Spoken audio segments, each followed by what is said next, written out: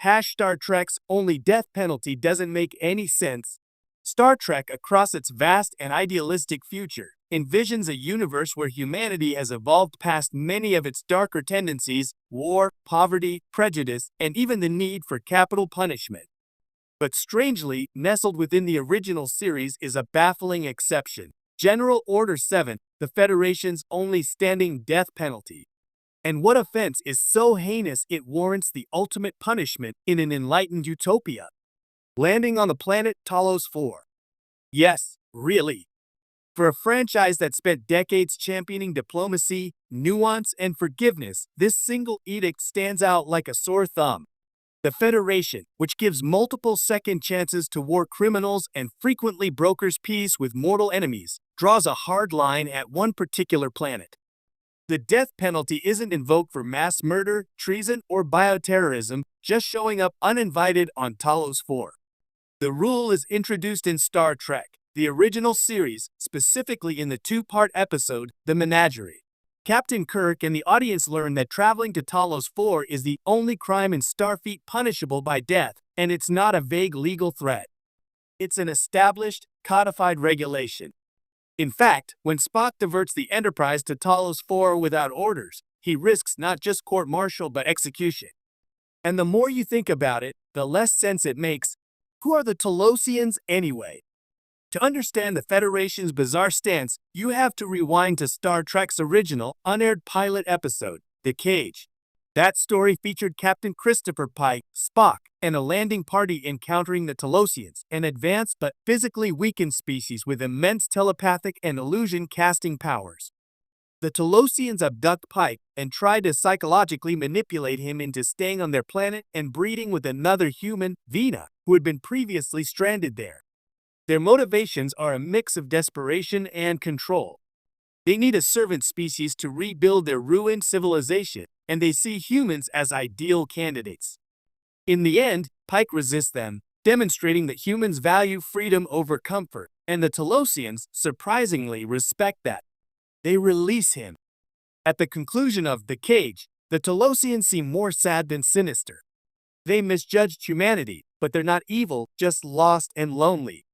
The episode ends with a tone of melancholy understanding, not dread. So where does the death penalty fit into this? Overreaction, Federation style. At some point between Pike's visit and Kirk's command of the Enterprise, the Federation decided that Talos 4 was just too dangerous to risk any future contact. The concern appears to be the Talosians' incredible ability to create perfect illusions, so convincing that a person might not know what's real or imaginary. The logic is that such power could destabilize individuals and even entire civilizations. But again, this comes off as deeply inconsistent with everything else Star Trek stands for.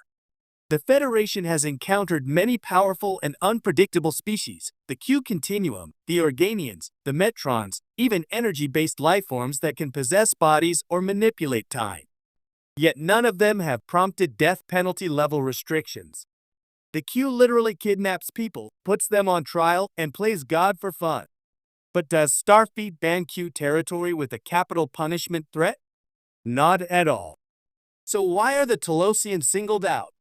It's worth noting that in The Menagerie, when Spock faces court-martial for going to Talos 4, Starfleet ultimately waives the rule due to extenuating circumstances. That's bureaucratic speak for we only enforced this death penalty once, and not even really. Spock isn't executed. He's not even seriously punished. The whole setup feels like a retroactive way to heighten drama in the episode, a narrative contrivance that doesn't hold up to scrutiny. Starfleet's ethics go missing. Star Trek has always presented itself as a franchise of moral complexity. Its captains and crews grapple with impossible decisions and gray areas. Captain Picard refuses to commit genocide against the Borg even after they've slaughtered thousands. Captain Janeway works with enemies like the Borg and the Hirogen to protect her crew. And yet, for this one case, simply landing on a planet, there's no trial, no assessment, just death. That doesn't fit with the show's own internal logic. It's particularly strange because the Talosians' power isn't inherently malicious. They don't weaponize it against the Federation or try to invade. In fact, the Federation's response feels almost xenophobic, as though they saw something alien they didn't understand and immediately decided to lock it away forever, punishing anyone who even peeks at it. That's not the Starfleet we know. In fact, the Federation often prides itself on first contact scenarios. It sends officers into danger all the time to learn about new civilizations, sometimes even ones with technology that could be considered threatening. But for some reason, Talos 4 gets a permanent no-go sign, enforced by death. It's like if the UN declared a remote island off limits forever because of the hallucinations reported by a single ship, then shot any sailor who tried to visit it. It's a holdover from pulp sci-fi tropes. If we look at the cage and the menagerie in historical context, there's a more likely explanation. The death penalty rule wasn't built for logic, it was built for drama. Roddenberry's original pilot was a moody, cerebral tale about captivity, perception, and free will. When NBC rejected it for being too intellectual, Roddenberry recycled the footage into a two-part episode with new framing, featuring Kirk and Spock. The decision to add the death penalty rule in the menagerie was likely just a way to raise the stakes and justify Spock's seemingly treasonous behavior. In other words, the Talos 4 death penalty wasn't the product of Federation lawmaking, it was a retcon for plot tension. Once you accept that, the inconsistency makes more sense. It was never intended to hold up under franchise-wide scrutiny. But Star Trek, especially in later years, became famous for building continuity and complexity on top of its older material. So this one left over from the early 60s pulp storytelling era sticks out awkwardly in an otherwise thoughtful universe. Later Trek quietly retcons it away. Interestingly, Star Trek never again enforces or even seriously mentions General Order 7 after the menagerie. It becomes an odd trivia fact rather than a foundational piece of law.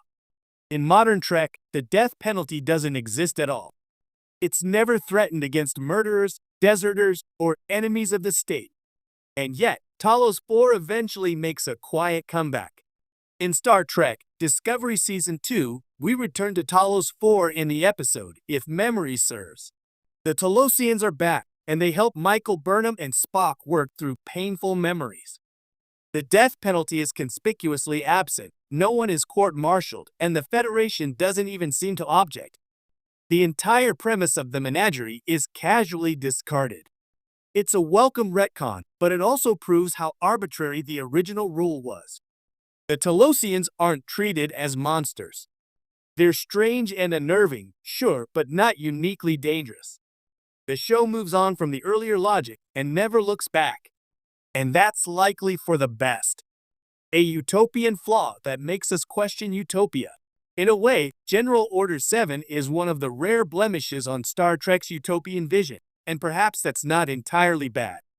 It reminds us that even in a supposedly Titutians, no matter how